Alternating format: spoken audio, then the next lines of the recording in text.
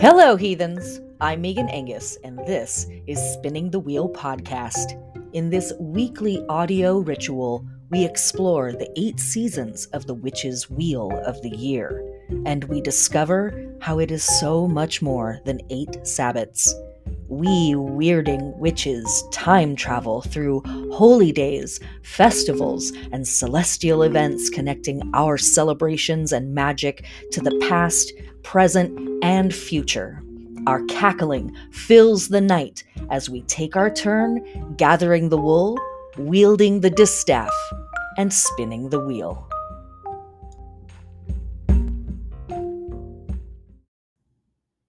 Welcome back, folks. Thanks for joining me for one more Spinning the Wheel podcast. One more. Yeah, no, there's going to be plenty more. I don't know why I said that.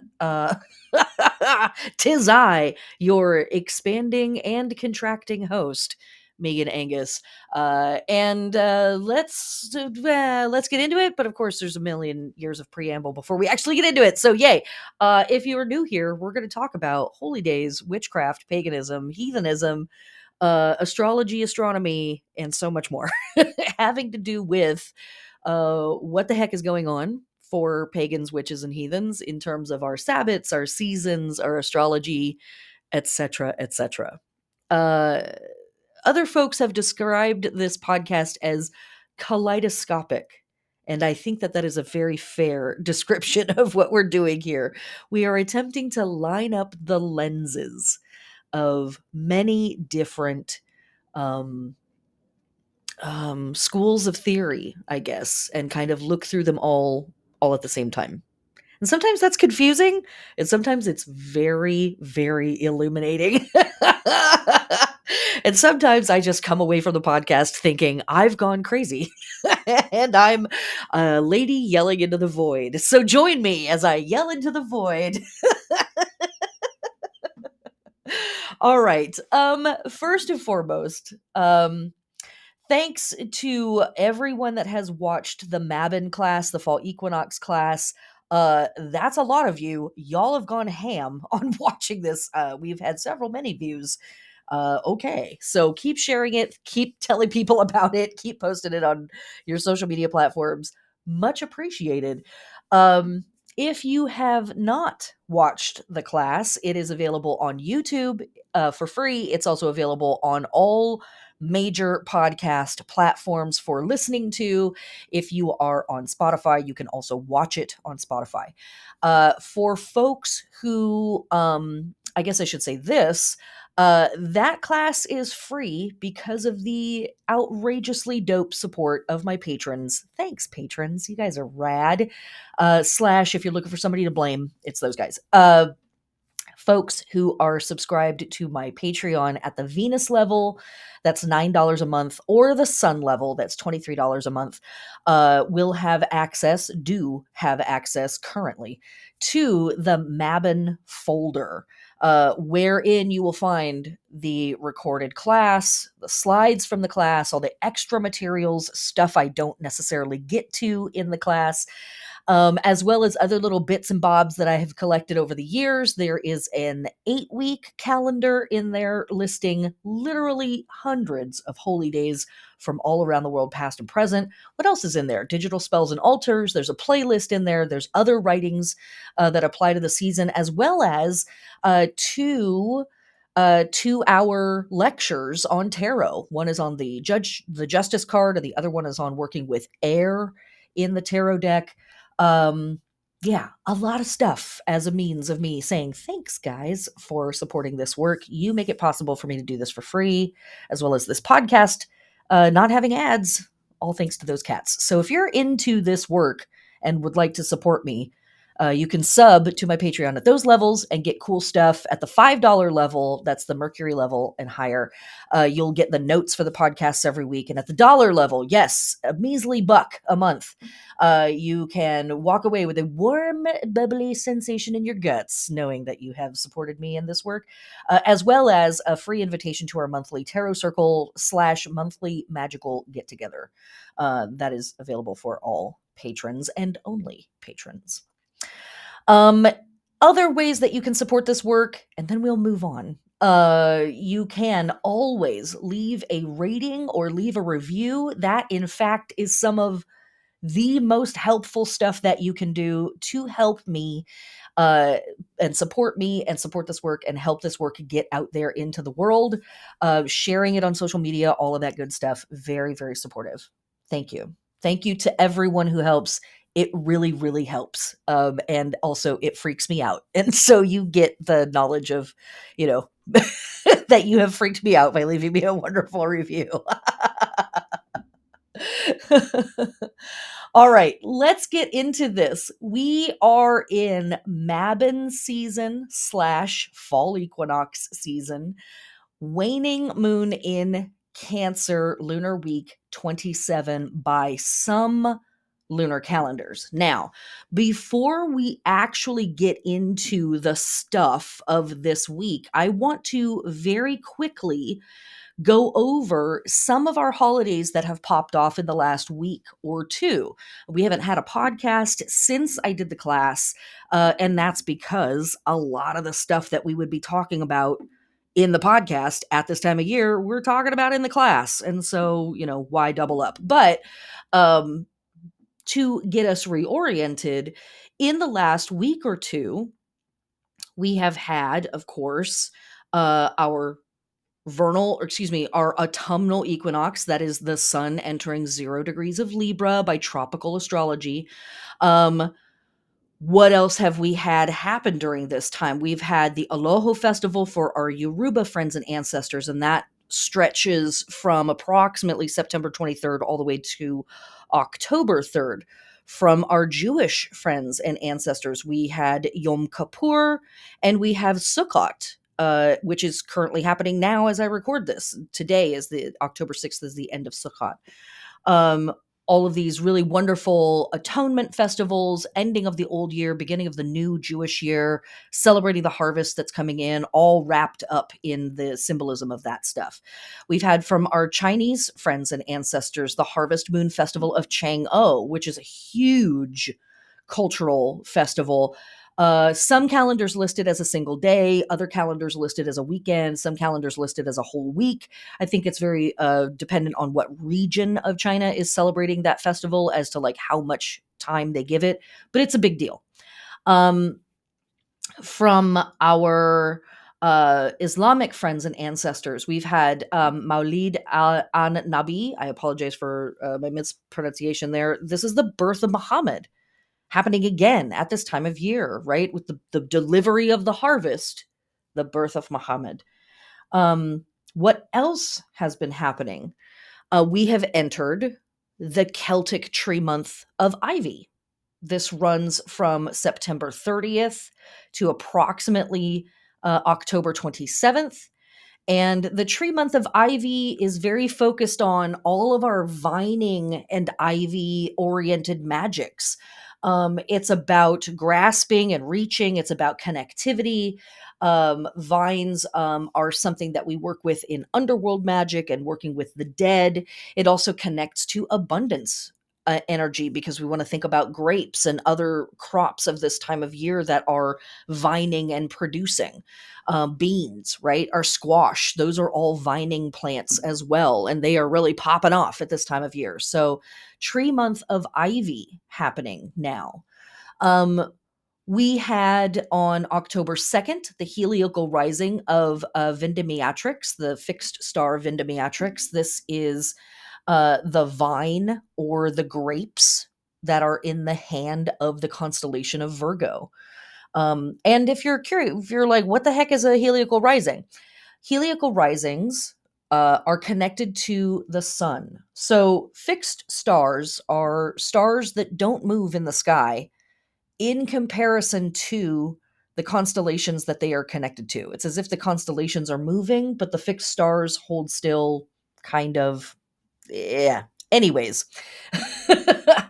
the sun passes through these constellations, or appears to do so. And at times, the sun will be in alignment with a star in a constellation, and they will rise on the eastern horizon Nearly at the same time, the fixed star comes up over the eastern horizon, and then an hour or so later, we have sunrise, and the sun comes up at the same time. So, the star is sort of seen as being in the glow of the sun. And heliacal risings in some types of astrology, as well as sometimes of magic, are a really big deal, and they all come with their own folk tales and symbolism and tradition, and they really, in my opinion, give us a lot of depth to the myths and the archetypes and the symbols that we tend to connect in the modern era to these constellations, to the signs themselves, right? Rather than just saying Virgo's detail oriented, let's think about the fact that Virgo oversees the grain harvest, right? That's a lot of little tiny details. Those little itty bitty grains. Yeah, no wonder Virgo is so uptight. Okay, what else has happened leading up to this week? The only other thing I want to mention, kind of a big deal, the greater Eleusinian mysteries have begun for our ancient Greek friends and ancestors. And so the Eleusinian mysteries are a whole big deal in and of themselves, and they really deserve study. If Greek myth has any influence over your magical systems or your belief systems, if you're intrigued by that stuff in any way, highly recommend studying the Eleusinian mysteries. We have some information about them. They were meant to be kept secret at the time, and so we're technically not supposed to have any information about them unless we ourselves have attended them. But over time, little information has gotten out. Um, Archaeologists still to this day are not entirely certain what the mysteries were for. What was it that people were doing? They know some of the physical acts, but they don't necessarily know why.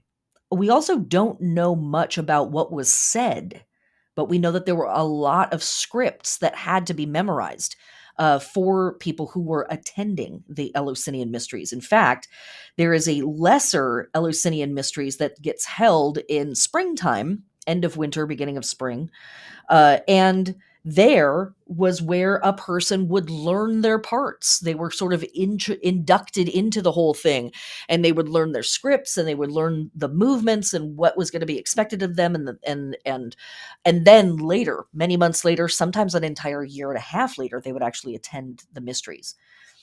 Anyone was welcome to attend the mysteries as long as they were not a murderer and they could speak Greek. And I expect even just being able to parse out a few words. The idea, of course, is that, some piece of information is being transmitted and you need to be able to understand what that information is. The Eleusinian Mysteries is dedicated to honoring Demeter and Persephone, the two goddesses, Demeter, mother, Persephone, daughter. Persephone, also known as Kor. And Demeter is the goddess in Greek mythology that oversees life, the production of life, vegetation, the material plane, really, in a lot of ways. Demeter oversees the natural order of life producing life here in the physical material world on the surface of Earth. Persephone, her daughter. And there are various versions of the Persephone portion of the story. The TLDR of it all is that Persephone goes down into the underworld, into the lands of the dead, and there she hangs out with the lord of the underworld, Pluto, aka Hades or Hades. And there, Persephone leaves behind her child self and she steps into an adult version of herself. And in various stories, this comes about in a variety of ways. Sometimes it's through not such cool ways, and sometimes it's through very sexy and consensual ways. So it depends on the story that we are looking at or the era of Greece that we're getting the story from. Ultimately, she becomes the queen of the dead. She becomes Hades' wife. She becomes the queen of the dead. And so for part of the year, she spends it up here in the overworld, in the world of the living, in the realm of the consciousness, or the conscience. And she spends that time with her mom. And life flows, animals breed, humans have sex, vegetation happens, flowers, fruit, all of it. And then half the year she spends down below in the world of the dead. And that is when life stops up here. The natural order ceases. The natural order comes to a halt. And some of this conversation is in the Eleusinian Mysteries. There's also something in the mysteries about um, uh, growing grain, taking care of grain, storing grain correctly. A very potent and intoxicating drink is given to people after they fast during the mysteries. It is called kikion, and it's a barley water based drink. It would have had some herbs in it. It would have some goat cheese, because who doesn't love a little goat cheese in their refreshing end of fall or end of summer drink?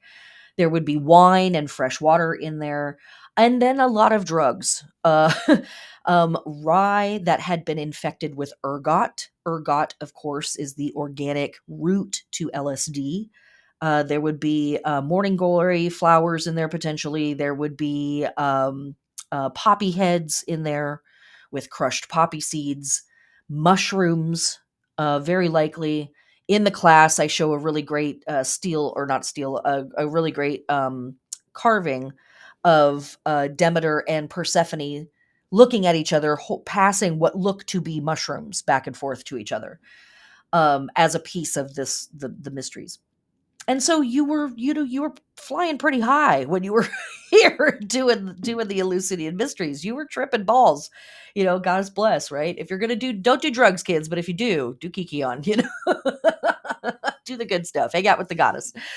Um, and and the entire trip, now anthropologists and archaeologists believe that there was a combination of stuff that people were ultimately learning in the mysteries.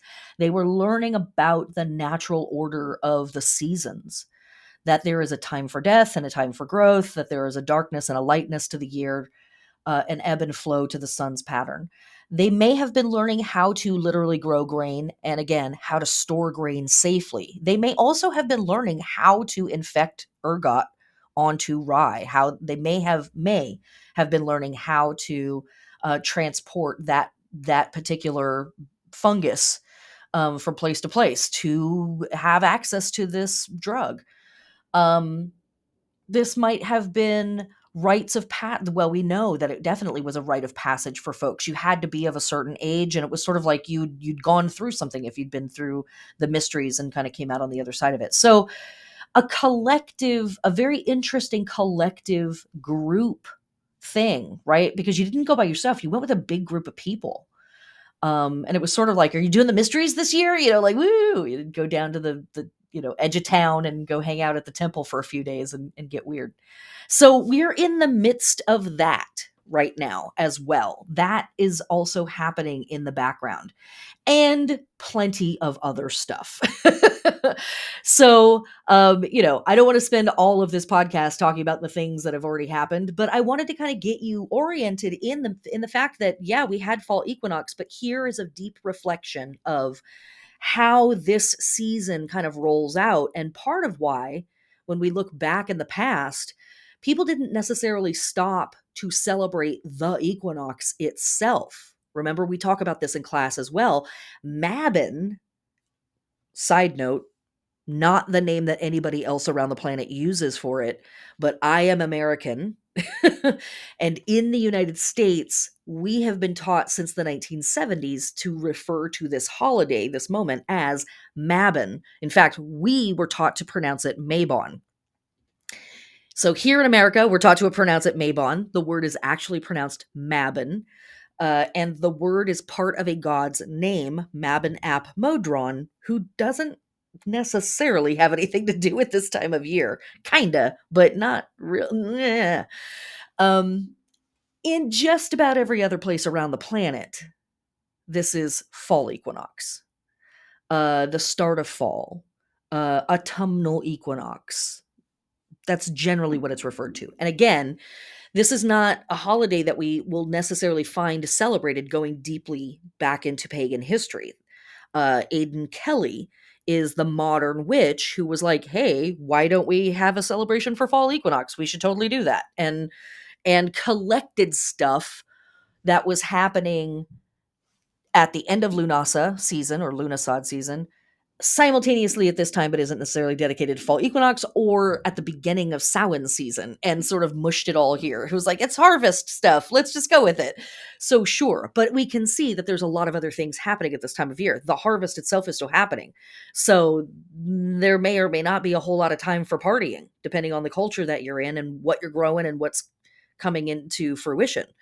But also there were all these other big festivals happening that were acknowledging the lessening of the light and the oncoming of the dark, or the end of that harvest and the beginning of this harvest, or the end of the hottest part of the year and the beginning of the cool part of the year. Remember when we're talking about folks like our ancient Egyptian friends and ancestors, summer is the time of death for them because the sun is so blazing hot and the Nile is low, and and it's through the midst of summer that the Nile gets higher and higher and higher, and then eventually crests its banks and floods the delta, or did until the Aswan Dam was built in the 1960s. And then the growth cycle starts for our ancient Egyptian friends and ancestors around this time of year. But they still acknowledged the death of the sun at winter solstice and its resurrection, et cetera, et cetera. So, it's not, my point here is that it's not universal. We have a lot of stuff going on. And let's talk about what we have going on this week. So, starting October 6th, we have our waning half moon in Cancer at 13 degrees. Now, this waning half moon in Cancer is sextile Jupiter at 13 degrees of Taurus. This is a moon that is ruled by the moon. So the moon is ruling itself while it's in Cancer, always. The moon is always more potent for folks that like to do spell crafting, ritual, etc., etc. The moon is always more potent when it's in its own sign. So anytime the moon is in Cancer, regardless, whatever magic we're getting up to is going to be a little more spicy, a little sassier. And our lunar part here is the waning half. And so in our lunar process where the fruit, we plant the seed at new moon, the fruit appears at the full moon. By the time we get to the waning half, the fruit is beginning to wither on the vine. And my question that I ask us every week is, what needs to change in spite or because of success or failure? But I want to press into that a little bit with when we're hanging out with the waning half. Questions we can ask ourselves here is, what is hard to release? What's hard to let go of? What feels like it's being taken from me? What is ending or changing?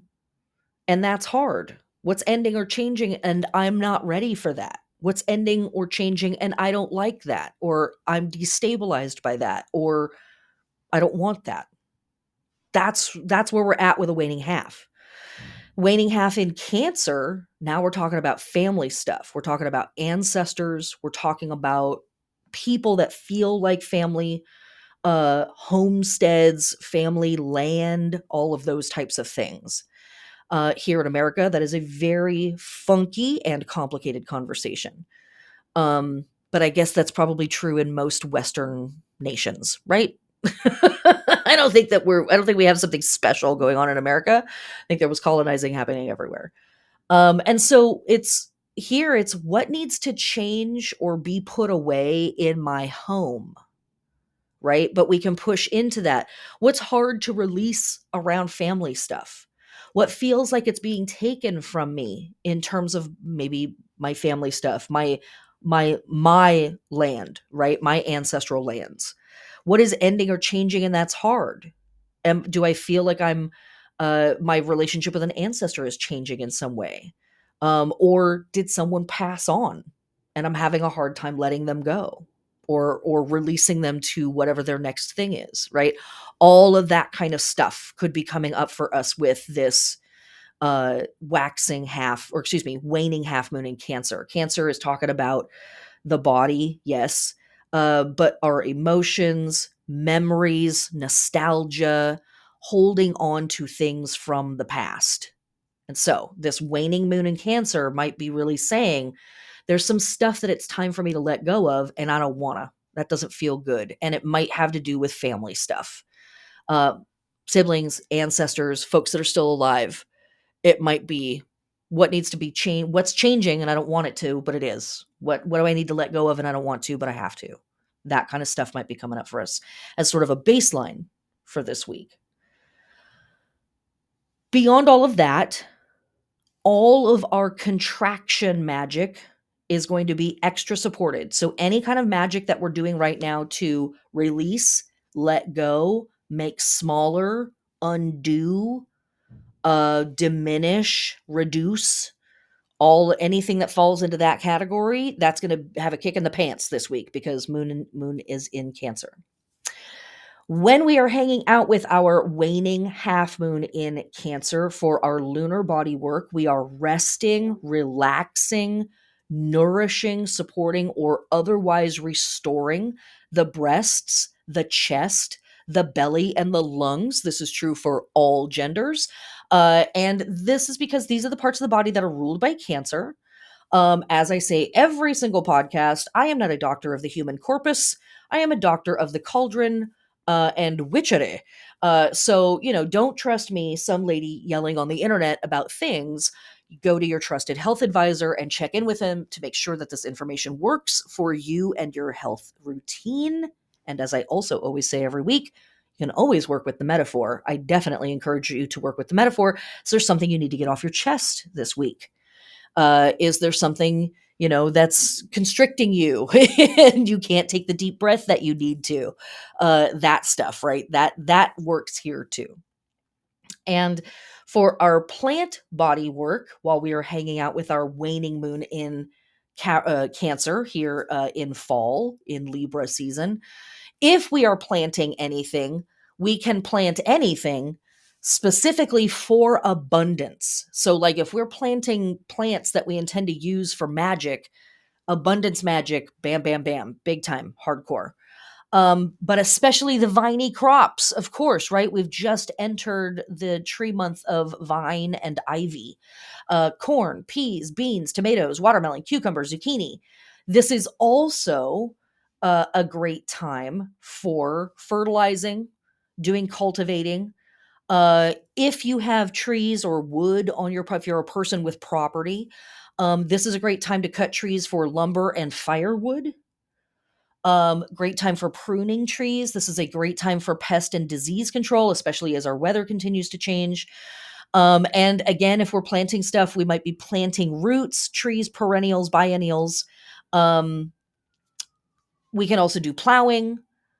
This is still the season of harvest, and this is a great time for harvesting our below ground crops that we intend to eat or dry and store for later on. Also a great week for watering plants and checking our irrigation systems, etc., etc., etc. There is no other astrology of note for October 6th, so let's get directly into the holy days. Okay, holy days for October 6th. First off, we start with the heliacal rising of the fixed star Algorab. And Algorab, we don't have a whole heck of a lot to say about it. This is one of the 15 Behenian fixed stars. The Behenian fixed stars are the super fancy, extra dope fixed stars. If you're a person that's like, what's up with all this fixed star stuff? Start there. There's a lot of them, but there's 15 that are set aside as like super fancy, and this is one of them. But other than that, what can we say about it? This is found in the wing of the constellation the Crow, or the Corvus constellation. And so Al-Ghurab comes from the Arabic word al-Ghurab, which I'm, again, apologize if I'm mispronouncing, which means the crow. and there's a lot of cool crow connection, right? We could just say, like, that's interesting, crows, but I always think of crows with scarecrows and with fields and harvests and things like that. And if you're out there in the harvest, if you're out there in the fields, you're certainly dealing with crows, you're dealing with magpies. Trickster energy, right? Messenger energy. Um, Lots of stuff there. And we certainly have messenger energy around us right now. And we definitely have trickster energy around us, and more and more and more so as we move through the month of October. So I always think of the heliacal rising as Al-Garab as sort of the preamble to the official recognizing of the onset of disorder. That's just me. That's just me. You can work with it however you want. From October 6th to 10th, we have the Draconids meteor showers. We are, of course, coming up to a new moon. So this is a great time to go sky watching if you have a chance to get out of town and get away from the lights and go do some stargazing. Also running from October 6th to 8th from our Jewish friends and ancestors, we have Shemini Atzeret, and this is a festival that is prayers for rain. Straight up. We are going to start to see more and more water stuff showing up for us as we move through this season. From our Egyptian friends and ancestors on October 6th, we have the Feast of Wadjet. And Wadjet is a very interesting goddess. She is one of the oldest Egyptian goddesses, and her name literally means blue and green.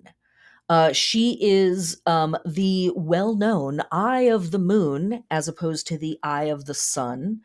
And she has been depicted as a winged serpent.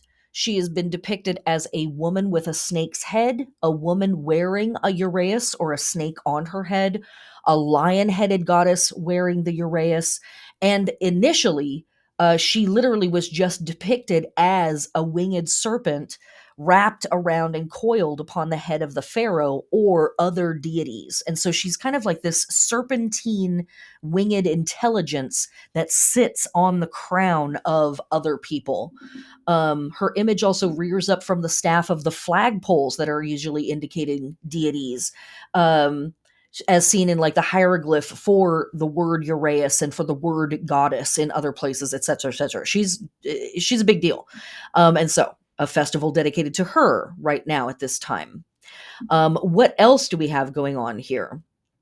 As I said before, we are in the midst of the Eleusinian Mysteries. And so on this day of the Mysteries, our ancient Greek friends and ancestors would have been celebrating a feast for divine life for Persephone, Demeter, and Hecate. Yes, it is very important to remember that Hecate is actually a big part of some of our oldest versions of the Eleusinian mystery pieces, and Demeter and Persephone's myth. Uh, in those oldest versions, Persephone does not go down into the underworld with Hades. She goes down with Hecate. Yeah, that's right. Femme for femme. Okay, moving on to our Mexican friends and ancestors are celebrating the day of the Virgin of Zapopan. The Virgin of Zapopan is another Virgin Mary. And so we know, just like when we find saints everywhere, that there's usually a pagan god or goddess behind that saint. Pretty much everywhere we find a Virgin Mary, we are going to find an indigenous goddess behind her. And we talked about this in our last tarot circle that we had. The Virgin Mary, in some of her very fancy names, she is literally a bridge between deity and mortality or humans. But she also stands as a bridge between humans and their original goddesses. And she knows that, and interesting spiritual experiences come through with that information. But the Virgin of Zapopan connects back to a deeper Nahuatl word, which is zapotl, which means sapote or the zapote trees. Um, and it's because there was a corn goddess or childlike corn god, potentially, maybe a deity of varying genders, um, who was worshipped in this same area before the colonizers came through and instilled, impressed, opposed, pressed Catholicism on everybody. But a corn deity here at harvest time, etc., right? It all locks in. It all makes sense. Okay. That brings us to Saturday, October 7th. We have no astrology of note, and so this is a great time to take a sip of water. Mm, we're staying hydrated today, people. And moving directly into our holy days. Holy days of Saturday, October 7th, from our Jewish friends and ancestors, we have Simchat Torah. Um, this is, again, just a celebration of the Torah. From our Tiwa friends and ancestors, we have the Deer Dance. This is a festival for calling the deer people back, so that the Tiwa people can begin hunting them. From our Sumerian friends and ancestors, we have the Feast of Bao, who is a sky goddess. Now, Bao is a very interesting deity for a couple of different reasons. One, ancient Mesopotamia. Um, she was a divine physician. She was also regarded as a goddess of abundance, and as such was depicted with a vase with flowing streams of water. More water stuff, right? Her connection to kings extended to the cult of deceased rulers as well. She was also regarded as a divine mediator. She was also thought of as the queen who decides the destiny. She was connected to dogs. She was connected to snakes. So here again, we have another serpent deity, water stuff. Um, but also, what trips me out is her name Bao is very, very close to the goddess name Baobo. And Baobo is a goddess that plays a very important part in the Demeter Persephone myth as a goddess who comes to Demeter at her lowest. Demeter is weeping, she is mourning the death of her daughter, she is filled with sorrow. And Baobo shows up and tries all this different stuff to try to cheer her up, including medicines, including drugs, and nothing is working with Demeter. And finally, Baobo pulls up her skirt and shows Demeter whatever is going on under her skirt. Interestingly, Baobo is often depicted as her head literally being like a penis head and sinking directly into her body. It's almost like her body is just a torso with this like lump on the top and then whatever is going on down below. Some depictions absolutely show her with a vagina, some show nothing, some show not, who knows what. Um, and this makes Demeter laugh. It brings her joy. And there's lots of different ways to think about that metaphor. It could simply be that she's laughing because Baobo has pulled her skirt up. It could be that it's a laughter through some type of sexual healing, some type of thwarting of the natural order, etc., or an insistence of the variation of the natural order, right, etc., etc. So that Bao is also being celebrated here and has some, not all, some of the same characteristics. Is just interesting to me. Okay. From our Greek friends and ancestors, on the same day, we have Plimokewe, which is the celebrating of the earthen vessel that is Demeter's womb. Okay.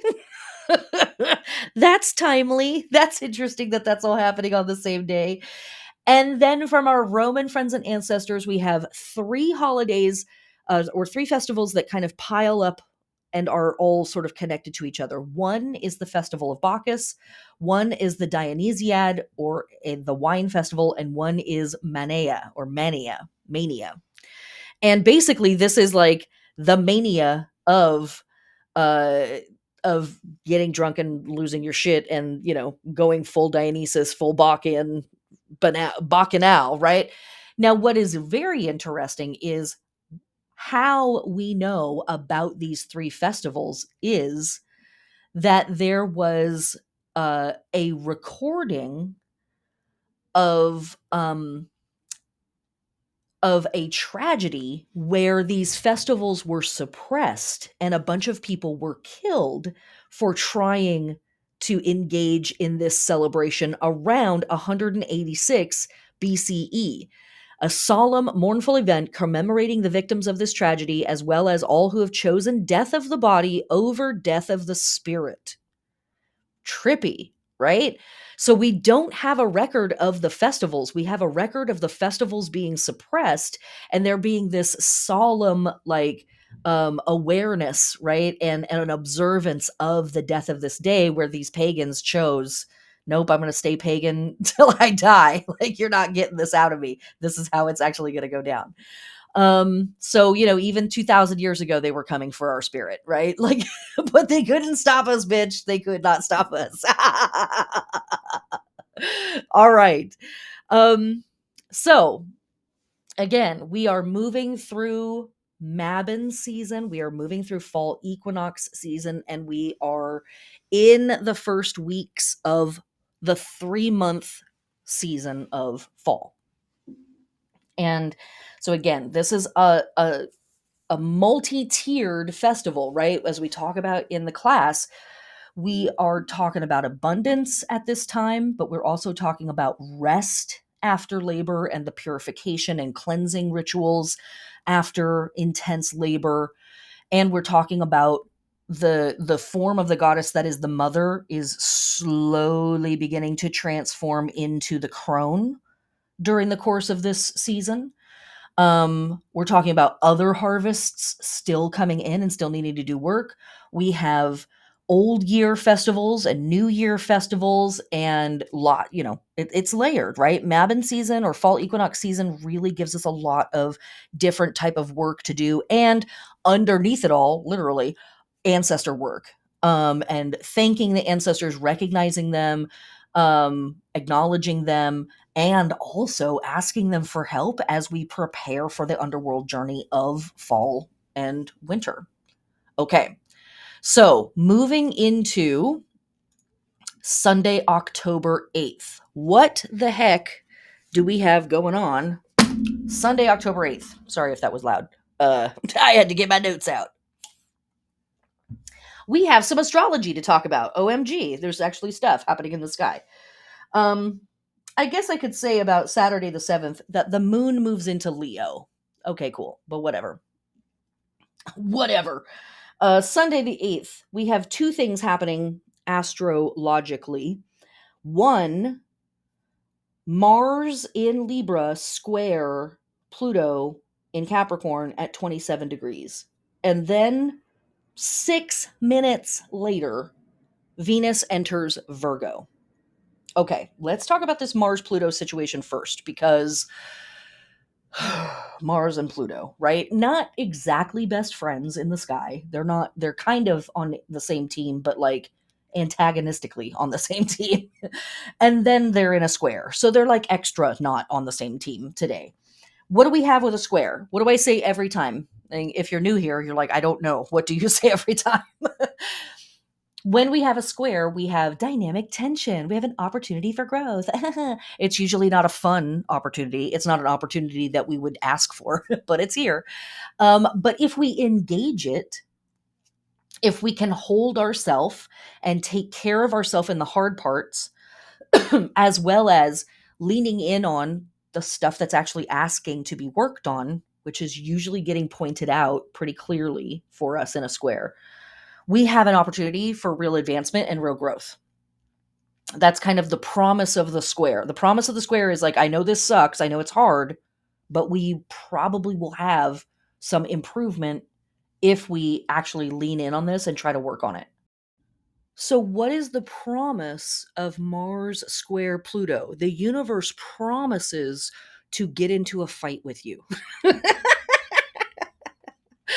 The promise is, if we can sit with these two very tense pieces, Mars and Pluto, we could learn something about ourselves and how we act when we are in proximity to power and perhaps triggered or angered or put on the defensive in that place. Mars is reactionary, it's impatient, it's passionate, quick to anger, quick to want to fight about it. Um, Pluto is deep, it is obsessive, it gets fixated on things, it's spooky, and it represents pretty intense power. And so when Mars and Pluto get together and we're not present with ourselves, that can be, getting out of your car and literally getting into a fist fight with somebody in traffic. It's that kind of a thing. It can be people feeling pushed to their limit, and then I'm going to take the power and I'm going to be the most powerful one and I'm going to show them kind of stuff. So this is one of the few transits that I talk about that happens throughout the year that I will say, if anything feels off, step out of a situation, walk away, right? This is on a Sunday. People are going to be out and doing stuff in the world. It's America. Let's not kid ourselves here. It's batshit Wild West crazy right now in our country. And if something feels off, walk away. And that might be the big lesson that the square is trying to show you, is it is possible to manage your Mars. It's possible to witness something and to back down and to respond instead of react.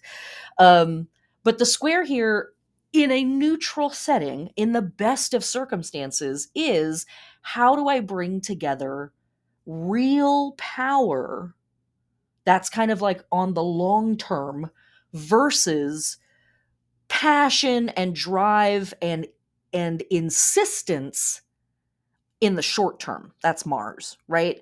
I might be excited about it today, but will I be excited about it next week? And where can I bring those two ideas together? That's working with this square in an extremely neutral, positive mindset. And that's relatively difficult when we're talking about a square between these two planets. So I'm talking about some pie in the sky stuff, right? But it will apply for some of us. Some of us are in our process, everything is okay, and we need a challenge, yada yada. For the rest of us, might be a good day to keep your head down. Might be a good day to let everybody else talk, and then I'm just going to jog around the block and beat up a stack of bricks really quick because how might we experience this internally, or what might we see other people going through? Paranoia, defensiveness. There might be a real crush and drive to pursue our ambition. There might be a lot of tension around power, like power struggles.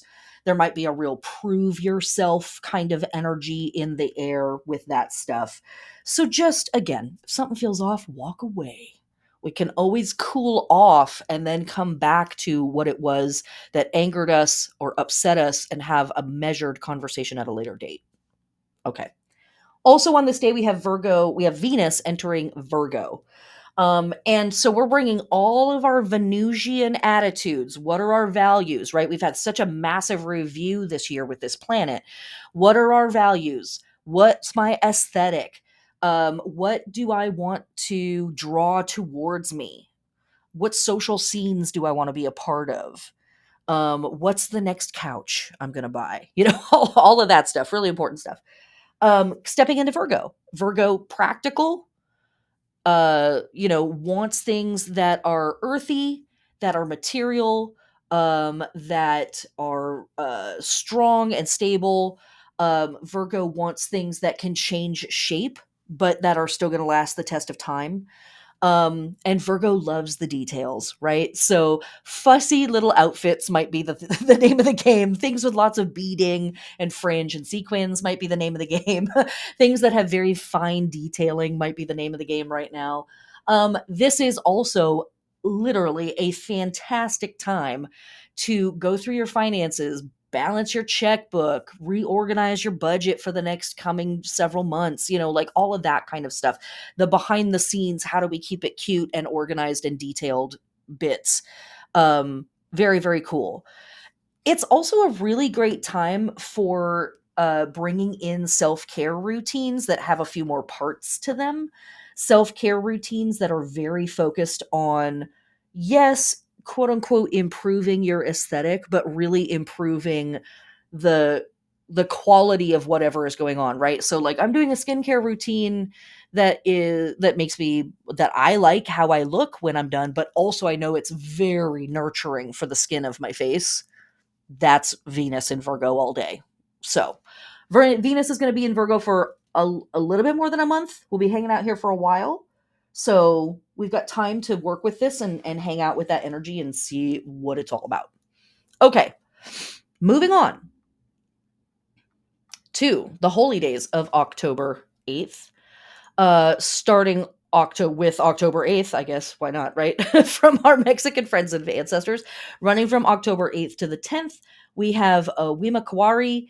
This is the celebration of Ojo de Dios. The eye was an ancient symbol dedicated to the goddess and used as a blessing and a protection. So literally just a couple days ago, right, we had the feast of Wadjet, who is the eye of the moon. Now we have Wimacawari from our Mexican friends and ancestors, which is Ojo de Dios, the eye of God. Okay, I'm sure it's just a coincidence. If you've never made one of these, I highly recommend it. You can find a million different little how-tos online. I used to make these all the time when I was a kid. My grandparents had these hanging all over the house. It was like, these were a really big deal when I was growing up. And it always like brings me great pleasure to make one of these myself. They're very easy to make. You just need 2 sticks and some string or yarn. That's literally it. And you can make one of these. But there is a 4 corners thing in there. There's a protection. I mean, there's just, it's so much more than the sum of its parts. They're very, very cool. Okay. What else is happening on October 8th? From our Iroquois friends and ancestors, the squash and harvest festivals are kicking in hardcore. There are so many different parts to this, but straightforward squash and harvest festivals, right? Pretty just what it sounds like. And then there's lots and lots of games. There's tobacco Thanksgiving ceremonies, there's the peach stone games, the 3 great feather dances, etc., etc. There's just a ton of stuff that happens during these festivals. From our Samoan friends and ancestors, we have White Sunday. Now the modern description of White Sunday is simply that everybody dresses in white and they celebrate Samoan culture. Hooray! And that they probably got it from the invading Catholics. Meh. But it is believed by some sources that this is most likely a modern holiday on top of an older holiday. You know how we do it around here. And that this probably was a much deeper celebration of Samoan culture and or something else entirely. And so a lot of Samoans continue to celebrate this holiday in a sense of like, we know there's something else to this, we just don't know what it is. So we're doing this and it's about Samoa and stuff. From our Armenian friends and ancestors, we have a harvest festival. This is always held on the second Sunday of October when harvest season is nearing its end. And so, big surprise, right? Harvest festival on harvest festival. We're going to be hearing that a lot throughout this entire portion of the year. From our Catholic friends and ancestors, we have 2 different holidays. One, we have Our Lady of Good Remedy.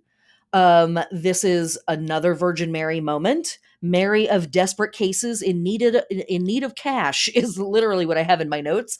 So perfect timing with our Venus stepping into Virgo, right? Like, why not light a candle for Our Lady of Good Remedy and ask for some cash flow? I know that a lot of my friends that are in the service industry, a lot of my tattoo friends, a lot of my massage friends, a lot of my friends across the board in service industry are having a very hard time right now with the recession that has kind of kicked into overdrive. And so this might be a really good time for y'all to get your shit right and ask for some help at the same time. Also on this day from our Catholic friends and ancestors, we have the feast of Saint Demetrius. Where does Demetrius's name come from? Demeter. He is the patron saint of vegetation, agriculture, farmers. Again, I'm sure it's just a coincidence. Get out of here. Ridiculous. This was Demetrius of Thessaloniki, also known as the Holy Great Martyr Demetrius, or the Miroblite. What a word, right? What does that word mean? The myrrh gusher, or the myrrh streamer. In other words, a gush or a stream of myrrh, the resin that is used in incense, right? Frankincense and myrrh. Myrrh. This guy. Are you kidding me? That resin has been connected to the goddess for as far back as you can find. But this saint also carries it, and also the name of a goddess. Huh? Okay. Sure. Also on this day, it's Global Lesbian Day. Hi. Hello. Did you know that there are only 15 lesbian bars left in America? Are you supporting your local lesbian bar? I certainly hope you are. This would be a fantastic day to go to your local lesbian bar and get a frosty cold beer and, I don't know, compare docks and polos.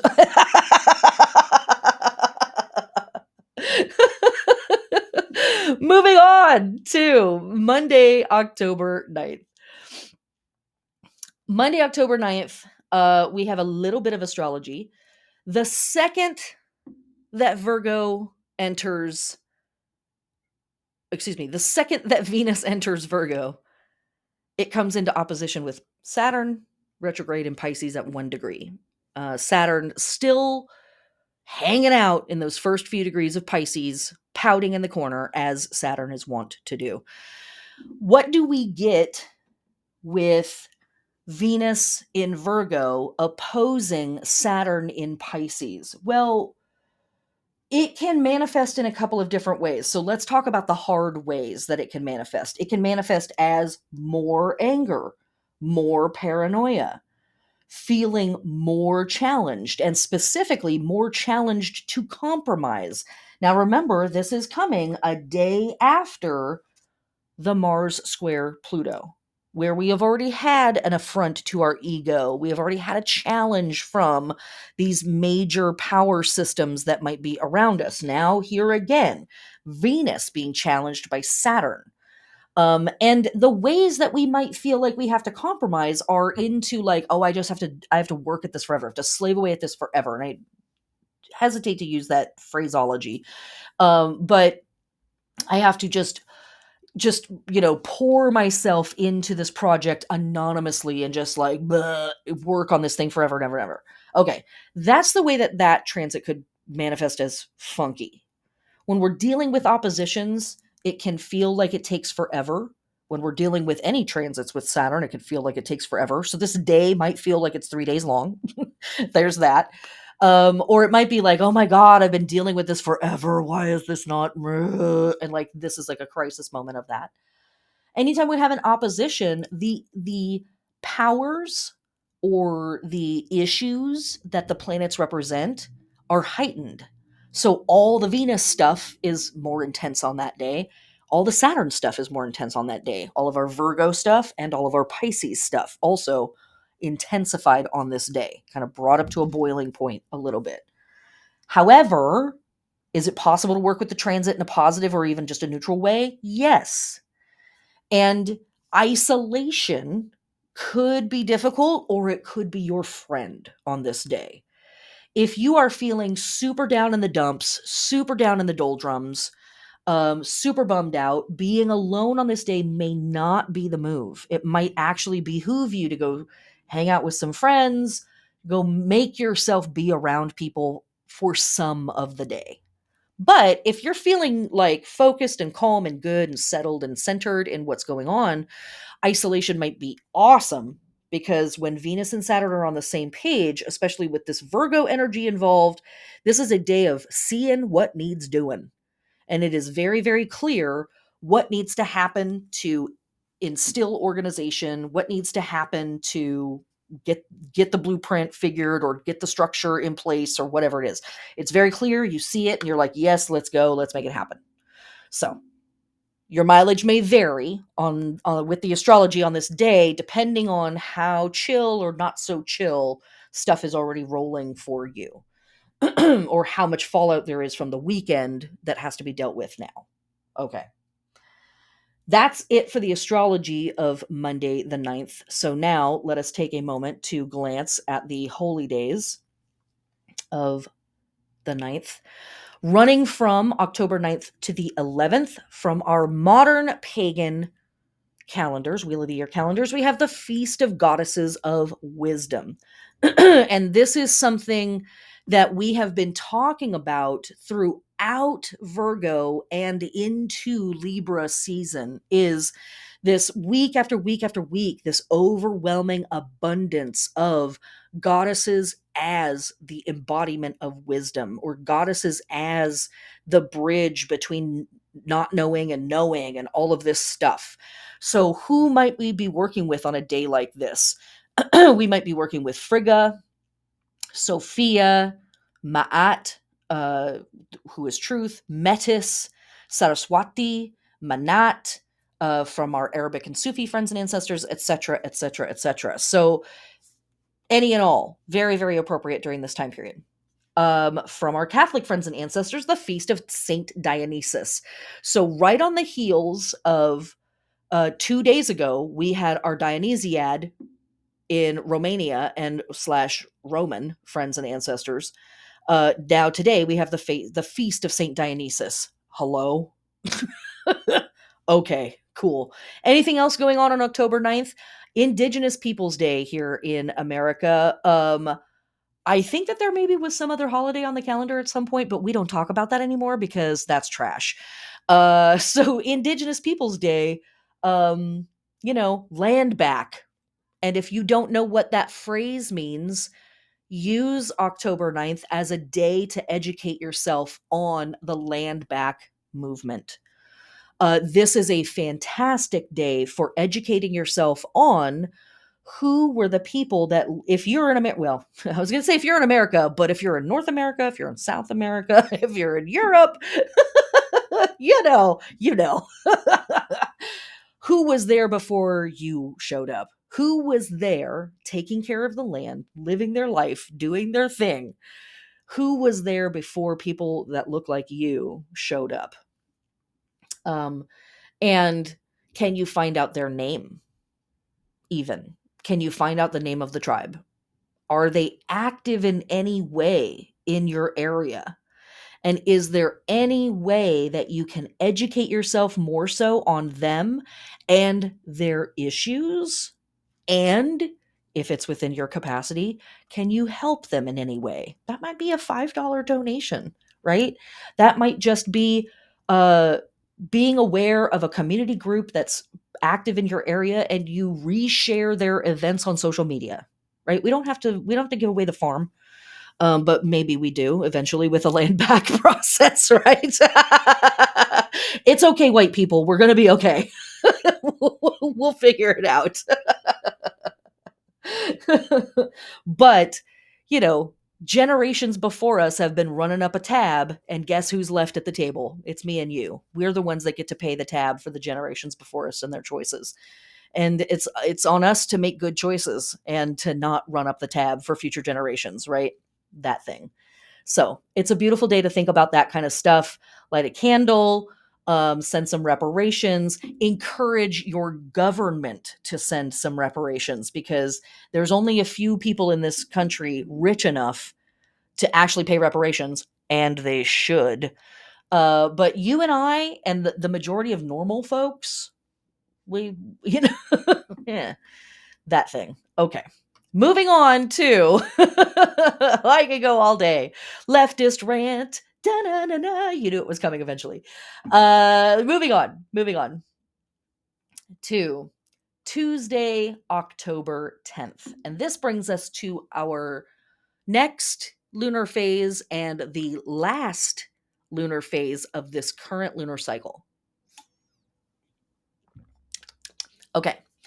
9:16 a.m., we have a balsamic moon in Virgo at 2 degrees. And so This balsamic moon comes and sits right on top of that Venus Saturn opposition. Venus is at 1 degree of Virgo. Saturn retrograde is at 1 degree of Pisces, and this balsamic moon is at 2 degrees of Virgo. So it's right there on the stuff.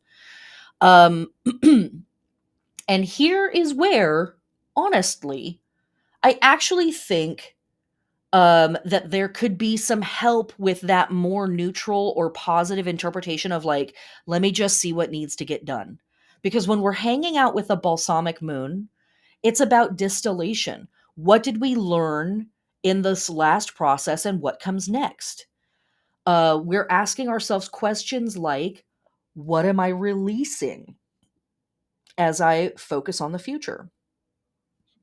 What am I freely changing as I focus on the future? What is pulling on me from the future? What is calling to me from the future?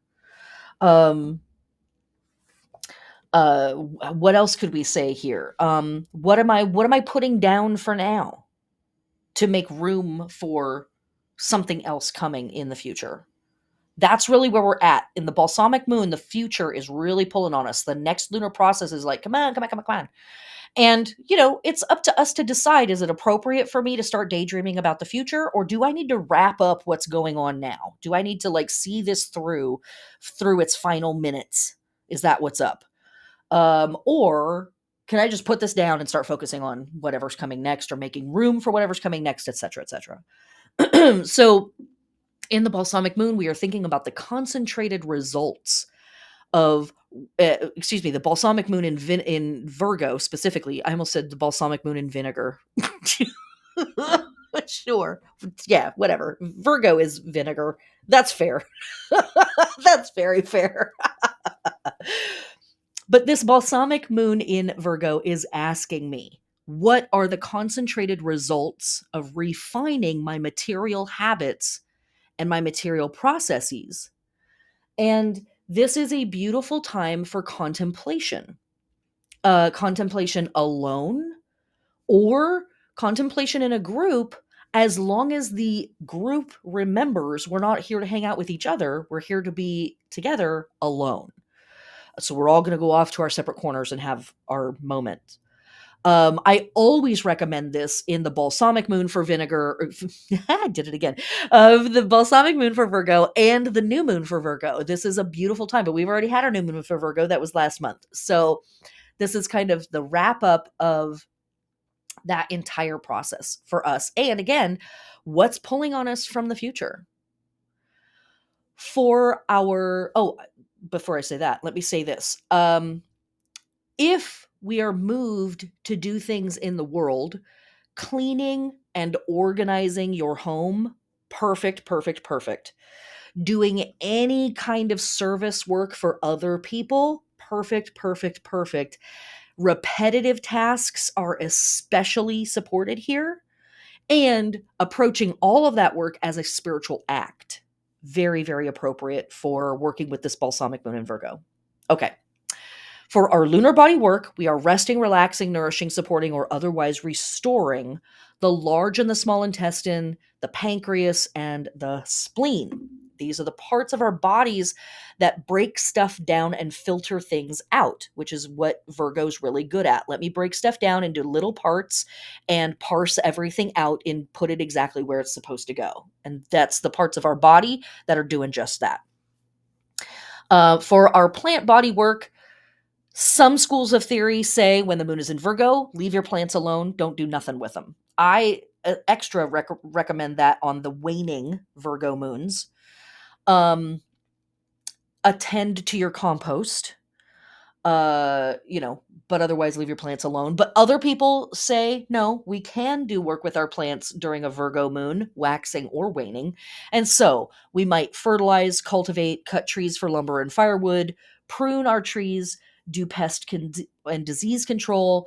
If we plant anything, we're planting roots, trees, perennials, biennials. We might be plowing or aerating our soil, even if we're just talking about house plants.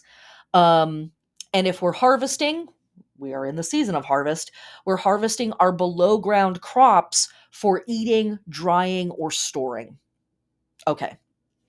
The astro on this day, we have a little bit.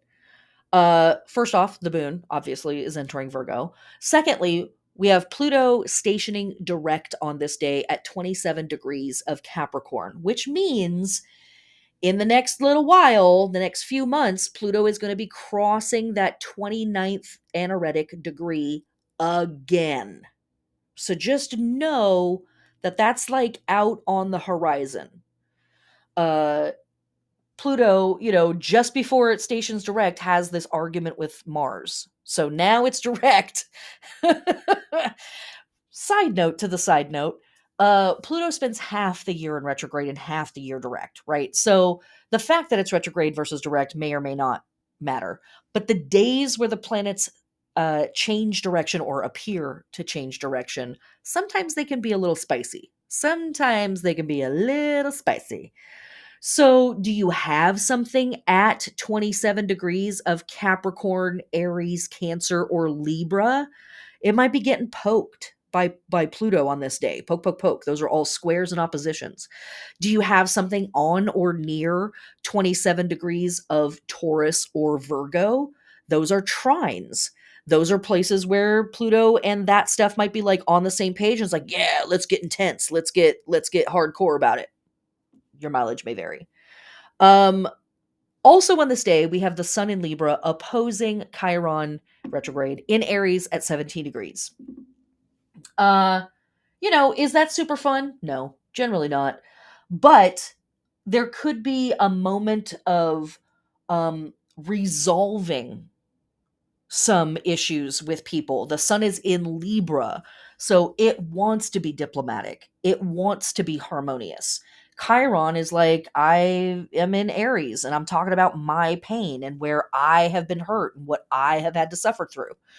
And so there could be a day of really cute harmony and diplomacy on this day. This might be, again, a day that's kind of like wrapping up whatever drama bloomed over the weekend, or this might be a day where drama blooms up even more so. Again, your mileage may vary with the astrology of this day.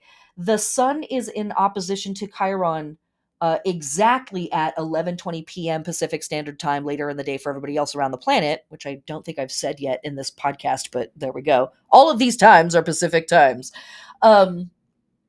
And so it might be something that we feel building over the course of the day, and it still has yet to resolve itself the next morning, the morning of the 11th.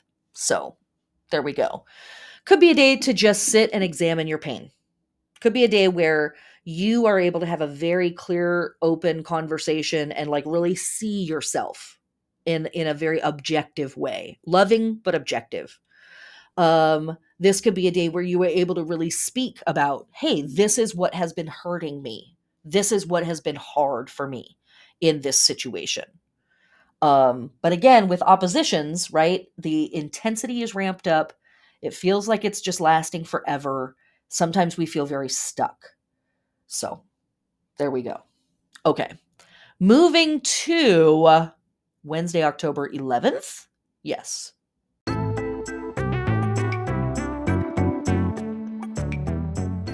But before that, how about an ad? Okay. If you love this podcast, you can support this work through Patreon. Thank you a bajillion billion times. See, the sirens are going off even as I say it. Thank you so much to my patrons. You guys don't even know. You don't even know. Thank you so much. You can sub for as little as $1 if you just think this podcast is dope and you want to support it.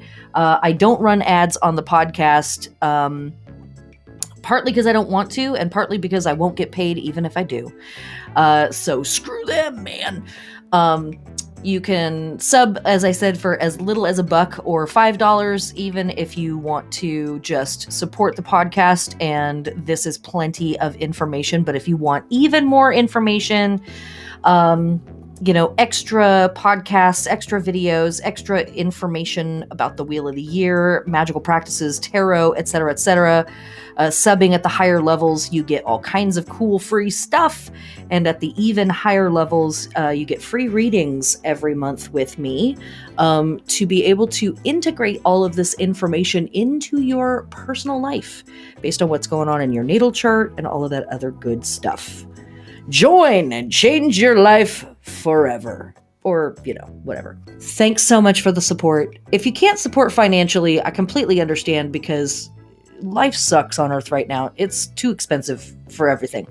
Tell a friend, share it on social media, give it a thumbs up. If you're feeling especially hedonistic, you can leave a rating or a review. All right, that's the end of the ad. Let's get back to the podcast.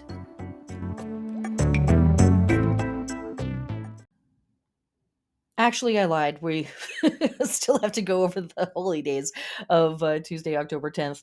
Quickly, we have the heliacal rising of the fixed star Saginas.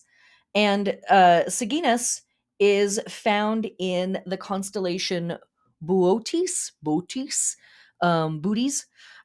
This is the herdsman.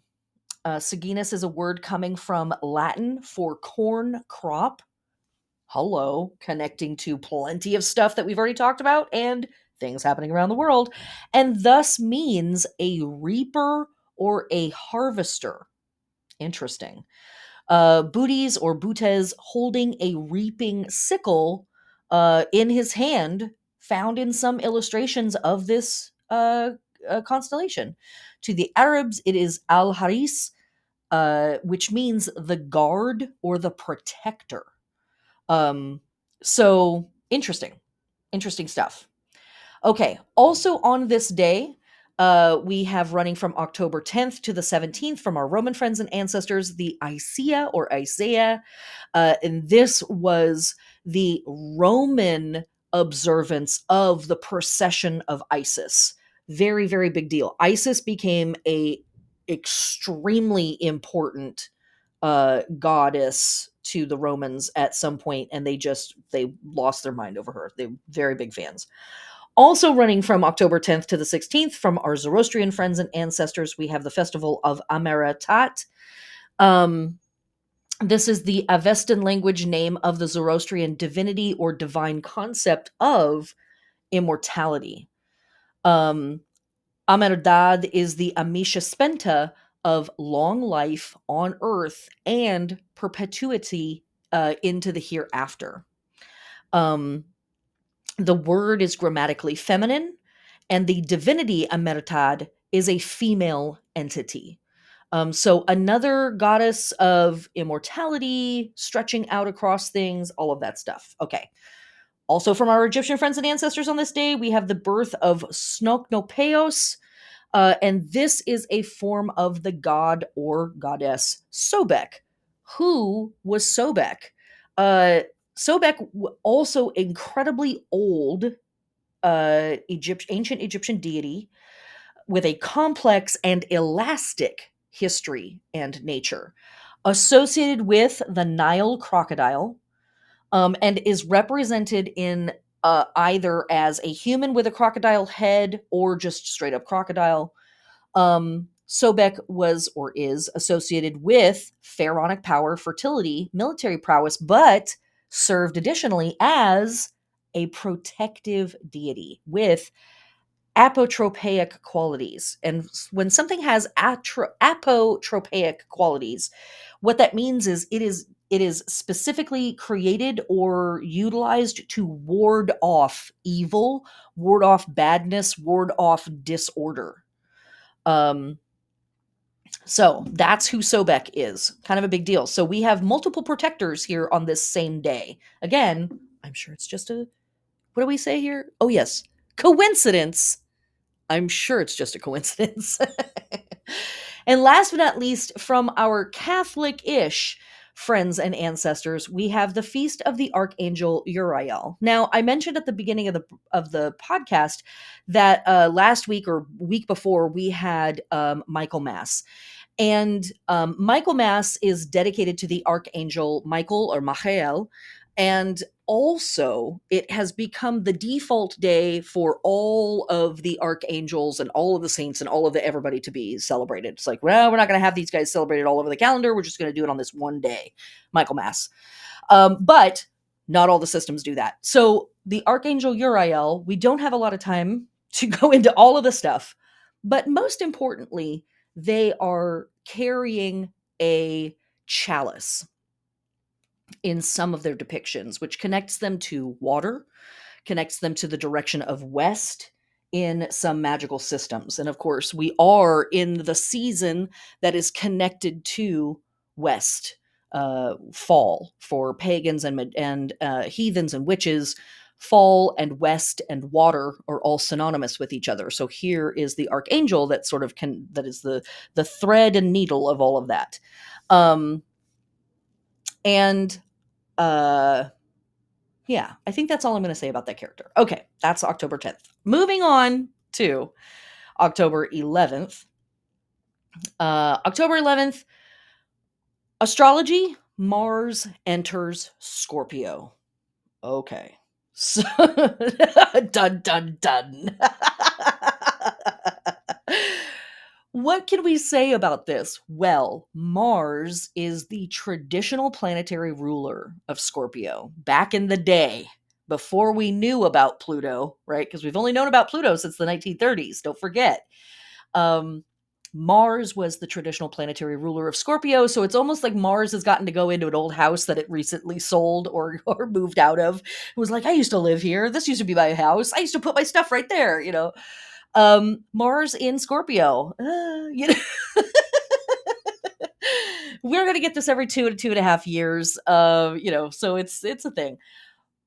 Mars feels very empowered in Scorpio, and Scorpio energies, Scorpio people, our Scorpio placements are going to be fired up with the introduction of this Mars energy. Remember, Mars is impatient, angry, argumentative, pushy, self-centered, but also Mars is driven, passionate, brave, excited, hot, fiery, and lusty.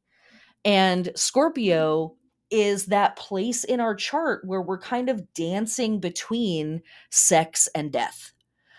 Scorpio is the death rebirth portion of the life death rebirth process. Scorpio is about breaking things down, about compost, but also lustiness, right? And the vibes of getting what we want. Scorpio also speaks to the power dynamics and the issues that surround the concept of shared resources, right? What do Taurus, to speak relationally just for a second, the opposing sign to Scorpio is all about my resources. What do I need to survive? Scorpio is about what do we have to share to be able to survive? I will think about taxes as scorpionic. I think about inheritances as scorpionic. And also like the village well, right? Or the village farmland where everybody has to put work in and everybody in theory is going to get results out of that and everybody has equal access to it, but we can have a lot of baggage around that, et cetera, et cetera. So all of that stuff is getting stirred up. I'm sure it'll be fine. I'm sure it's fine. But Scorpio is also a really fun place to get spooky and get weird and do our shadow realm stuff and get occulty and get ritualistic, and do a little more spellcrafting and do a little more divination. Scorpio hangs out in all of those realms too. Okay, so that's what we've got going on for astrology for Wednesday, October 11th. Moving into the holy days from our Egyptian friends and ancestors, we have the procession for Isis. So here is where literally a day later or 2 days after the Roman version, the Egyptian version kicks in. Isis, kind of a big deal in the Egyptian pantheon. If you're not familiar with her, you may go check her out. She sort of does literally everything.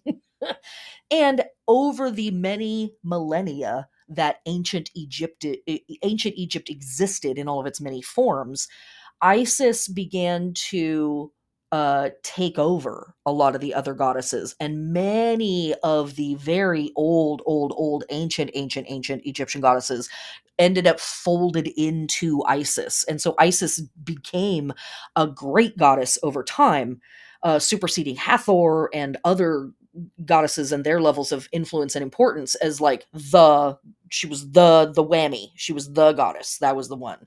So big procession taking place for her in ancient Egypt. Also on this day, my global queer family, this is coming out day globally. Hey, if we want to talk about a procession, what up? Homos, faggots, weirdos, queers, lesbians, gays, bisexuals, come on out. Pansexuals, come on out. Come hang out. Let's do the thing. Okay. Moving on to October 12th. Thursday, October 12th. Our moon enters Libra, and I will give you the time. It is 5:22 p.m.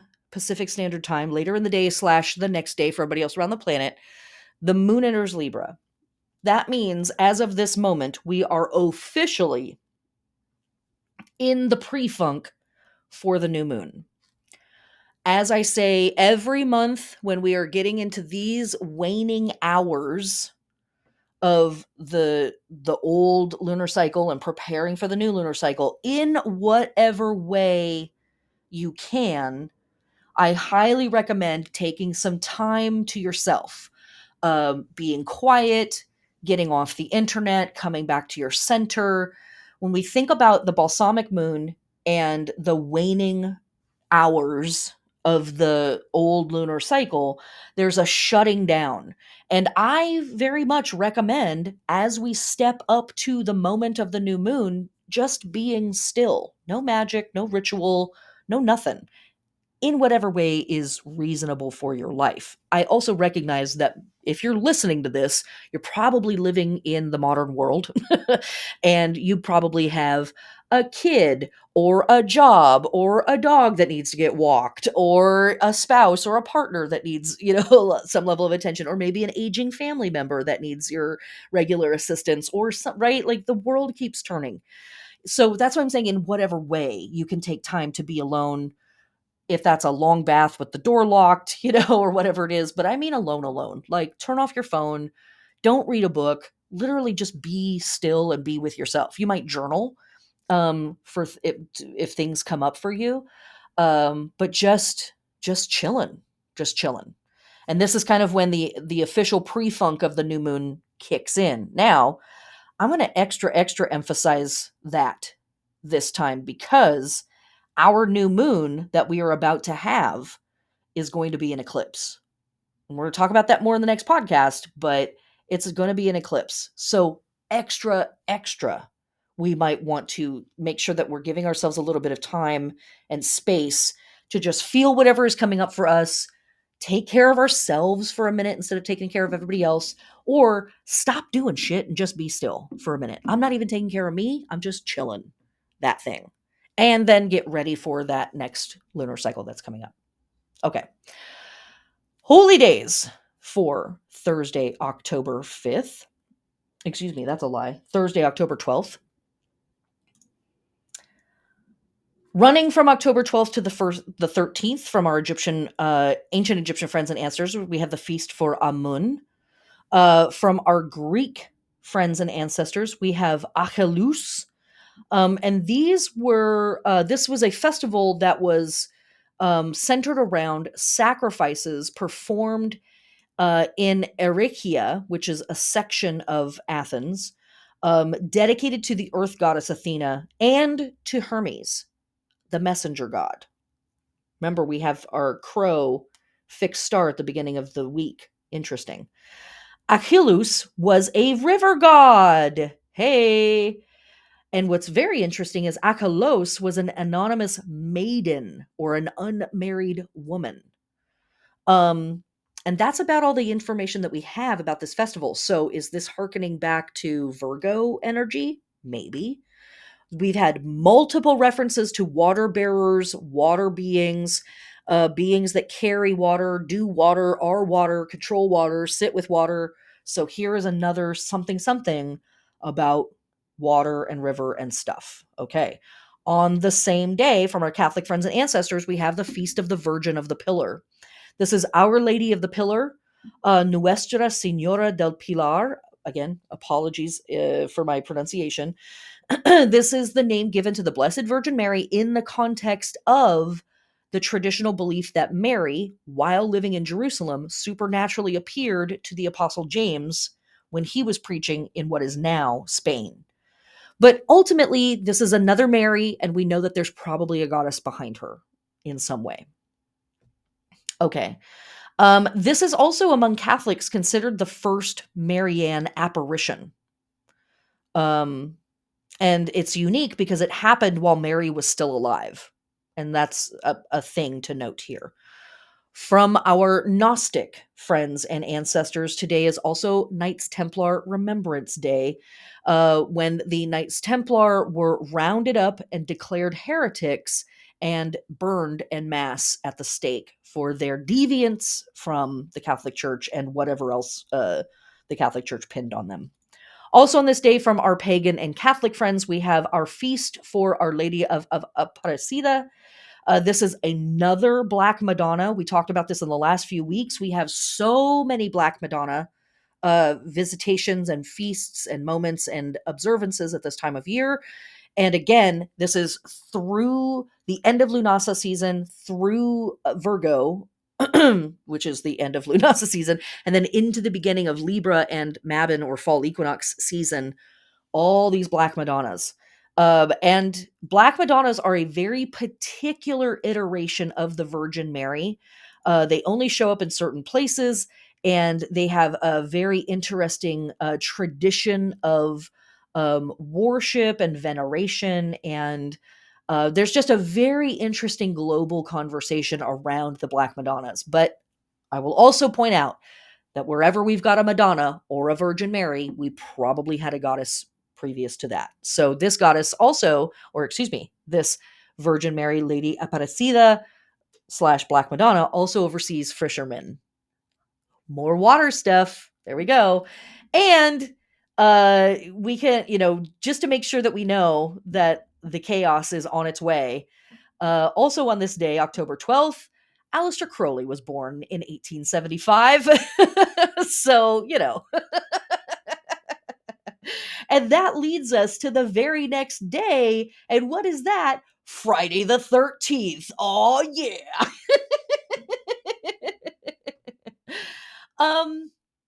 The TLDR on the whole Friday the 13th thing, right? How does it get its bad reputation? Why is it supposedly a bad day? Well, the general pop consensus around this is Fridays were always connected to Venus and goddesses. Friday, specifically in English, gets its name from Frigg, who we are talking about earlier in the week with our goddesses of wisdom. So Friday, Frigga's day. So a connection to the goddess, first and foremost, bad, right? And then 13, the 13th day of a month, if we are counting by the moon, month, which we would have been in most ancient cultures and plenty of modern cultures, the 13th day of the moon month is the start of the full moon. So having a full moon fall on the day dedicated to the goddess of every week, the witch burnings, right? The Catholics were just like, oh no. So it became a bad day. There's lots of other things that connect with the number 13. There's a tradition that covens are meant to have 13 members. We have 13 moons in a year instead of 12, right? Because the moon moves slightly faster than the sun, etc., etc., etc. There's plenty of other numerical connections. That's all the time that we have to talk about. I am not explaining the only reasons. These are just some of the reasons that have accumulated around trying to explain why people have this superstition around Friday the 13th. But as a modern witch, I can tell you they are absolutely correct. And you had better hide your children and hide your wives because the witches are.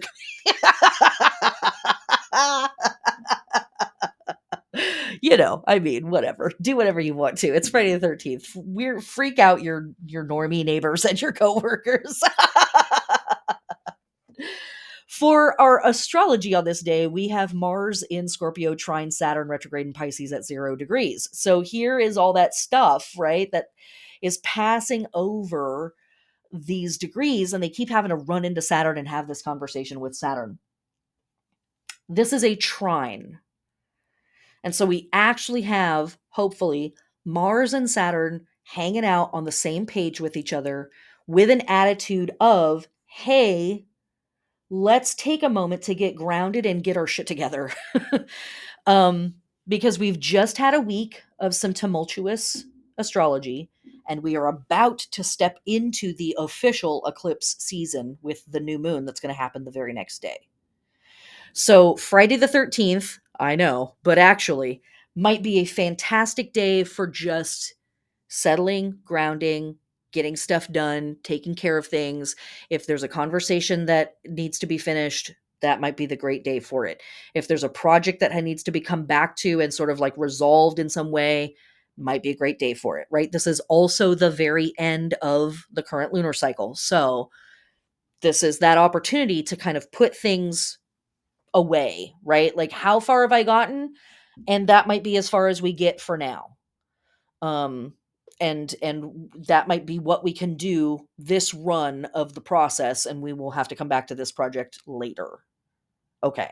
And then we've got our new moon. So, and our eclipses officially kick in at that point. Okay. So, to round us out with the days of the week, what are the holy days for Friday the 13th? Well, it's Friday the 13th. We love. Also, running from October to 16th from our Cambodian friends and ancestors, we have Pachum Ben.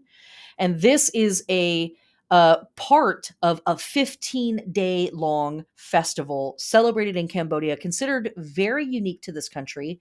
It is one of Cambodia's most important holidays.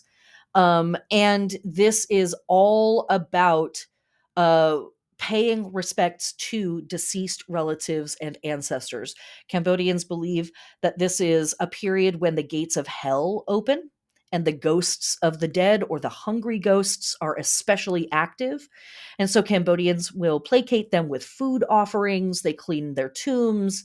They set out, incense and make things nice. It's believed that deceased relatives who are not in hell would also benefit from the offerings.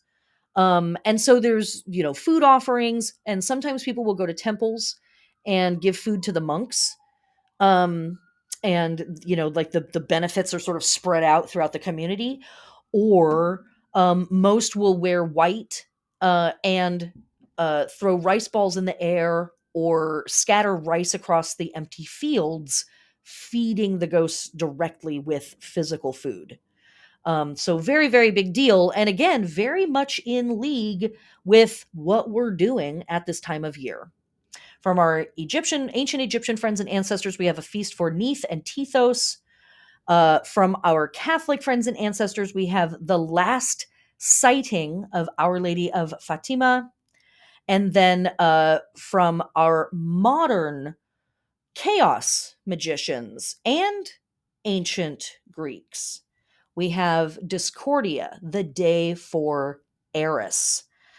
Eris, of course, being the goddess of discord, strife, and chaos.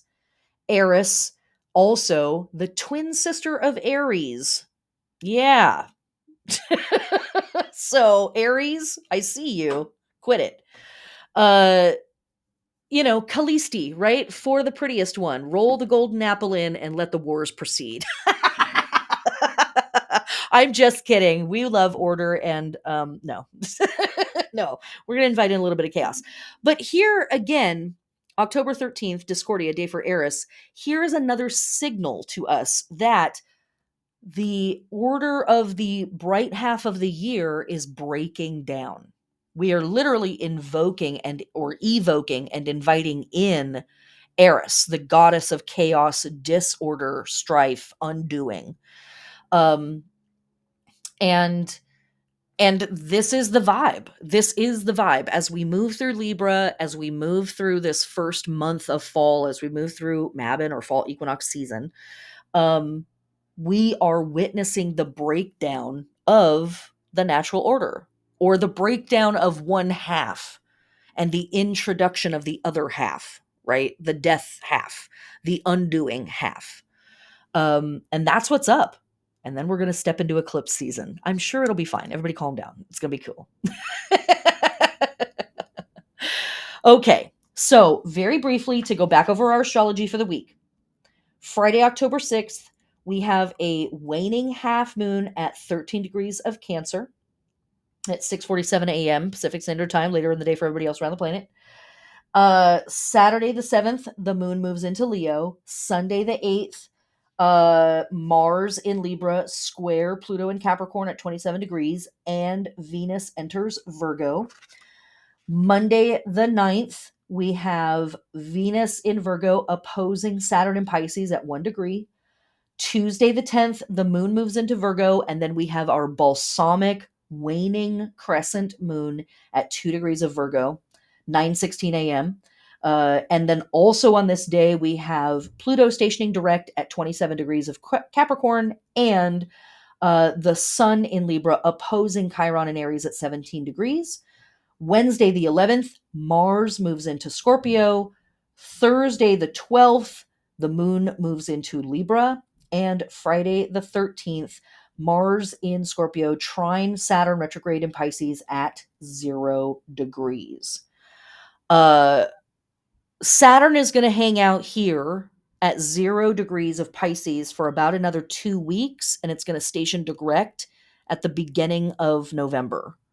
So you can just kind of think to yourself, for the next 2 weeks, Saturn is just hanging out 0 degrees of Pisces. So anything that crosses over 0 degrees of Scorpio or 0 degrees of Cancer is trine Saturn. But anything that's crossing over 0 degrees of Gemini or Sagittarius or Virgo is squaring or in opposition to Saturn. So exciting, I know, super fun. This week, I recommend working with the 5 of Cups. Really? Yeah, really. And I think that's it makes sense to me. The 5, 6, and 7 of Cups are connected to the season of Scorpio. The 5 of Cups relates to Mars in Scorpio. Mars is entering Scorpio this week. So this is also a week starting out with that waning moon in Cancer that's all about dealing with tough emotions and stuff that we're having a hard time letting go of.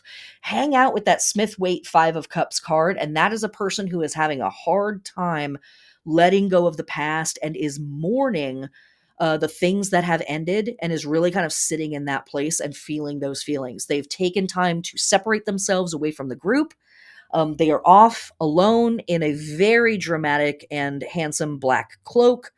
And they're just having a good cry and having a good pout and letting themselves feel what they feel. And I recommend that for this week. Don't get wrapped up in your defensiveness. Don't get wrapped up in the paranoia that our Pluto transits may evoke. Sit with yourself, be with yourself, and be with your tough feelings. Because that's what's up. That's what's up. For our witchcraft this week, I am recommending in the first half of the week, shadow work, purification, and setting of your place, like getting things oriented. You might also want to save that for the new moon. Cleaning graves this week, very appropriate. Any kind of ancestor work or ancestor offerings this week, very appropriate. And then waiting until we have the new moon and stepping into the next lunar cycle before we start doing divination work and like asking for more assistance and all of that stuff. And I will also say we do have that day when Venus enters Virgo, Sunday the 8th, where we also have the day that is a great day for asking the Virgin Mary for some assistance, Our Lady of Remedy. So, your mileage may vary. Do what feels right. Listen to your intuition. Blah, blah, blah. You know. Journaling prompts for the week. I don't think I have any for you. I think it really is more about sitting with yourself. If there are any journaling prompts for this week, then I would say that it would be questions like, what am I releasing or changing freely as I focus on the future? What am I making room for in the future? What is it time for me to put down for now and focus on the future? And or is there something that I really need to attend to and wrap up before I move into whatever my next thing is? That's probably a good place to sit. And if you want to press into that Cancer stuff of what's up with my ancestry, what's up with my native lands, and what things do I need to give up or let go of there? And it's tough and it's hard and I don't want to. Sounds like fun, right? Hey, it's witchcraft. Nobody said it was going to be fun. That's not true. Witchcraft is pretty cool. All right, my loves. Blessed be. Have a beautiful week. I hope fall has been falling for you, and we will talk soon.